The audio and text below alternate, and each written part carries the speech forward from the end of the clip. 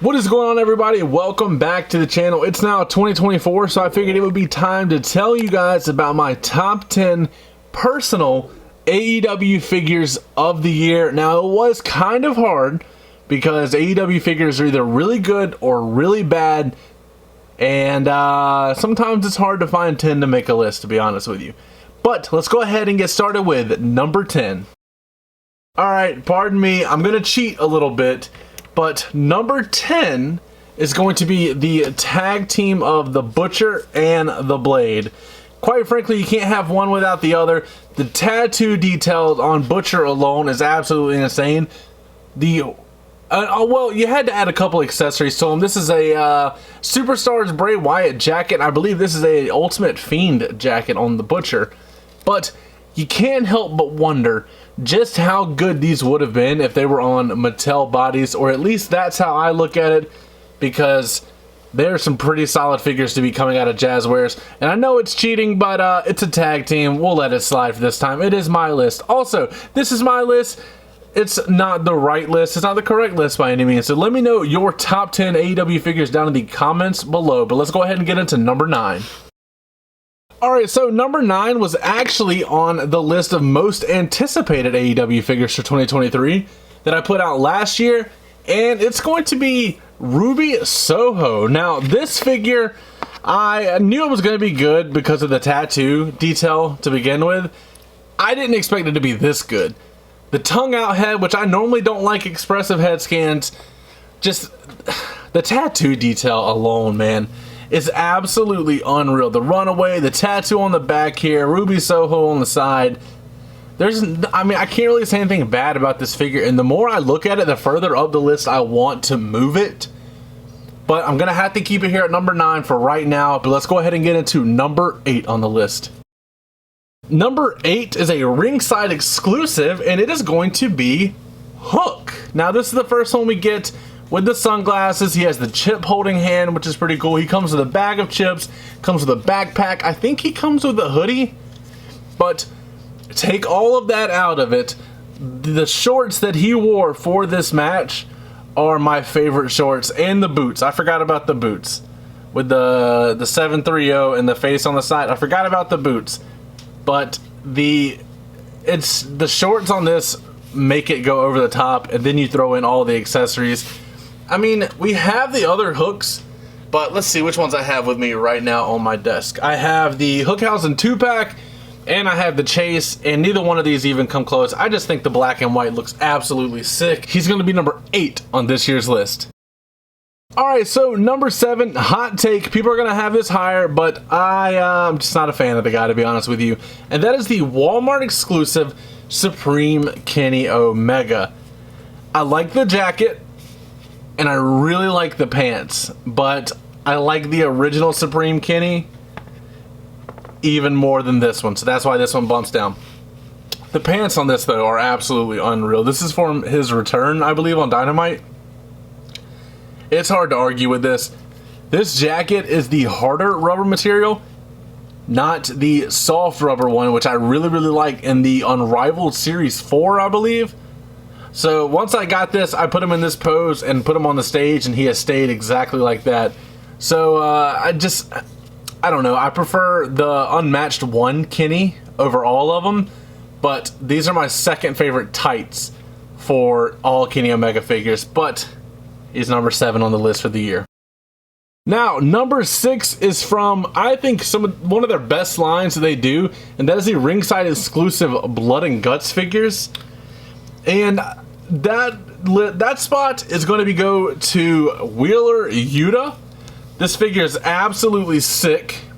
The only reason it's not a little higher on the list, well, first of all, I love the pants. I love the blood on the shoes. Everything about it's cool.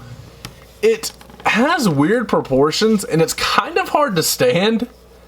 I don't know if it's just the shoes or like it naturally, and I've tried to mess up. I think it's the way that this is sculpted down here, if you can see that, but it doesn't want to stand well, so it kind of constantly does this number right here.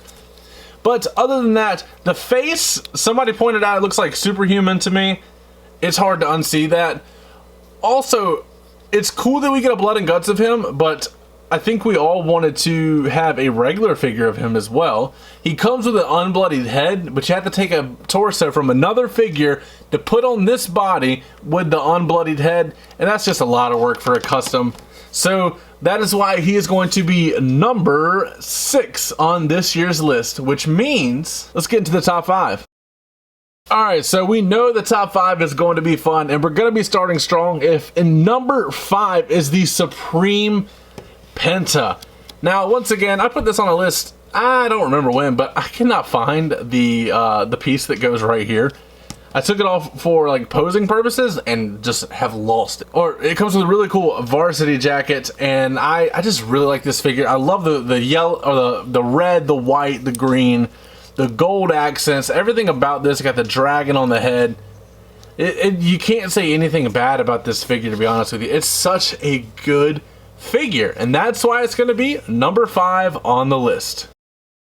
Alright, here we go. Number 4, and this one would be higher on my list if I didn't have to add accessories to it to make it even better.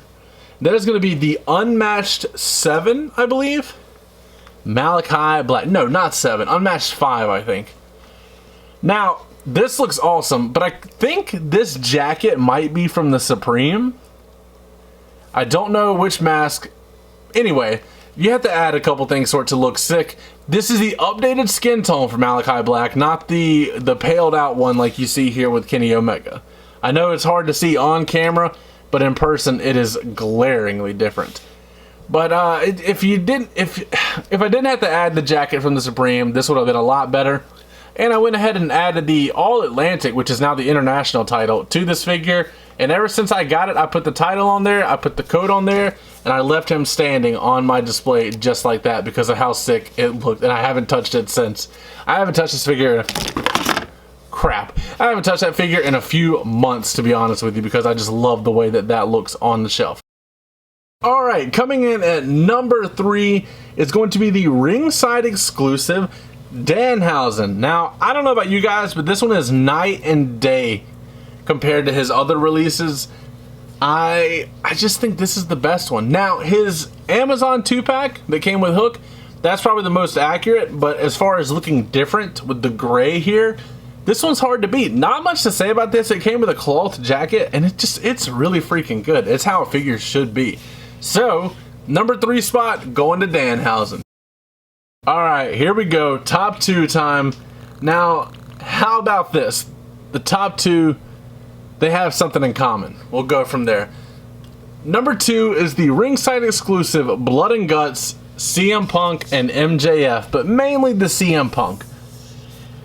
This figure was absolutely insane. Oops, he dropped the chain. And was so good. The MJF was too. Don't get me wrong. I really like the MJF, but I think the Punk is the standout here. And I think it's hard to argue with that. It looks so good.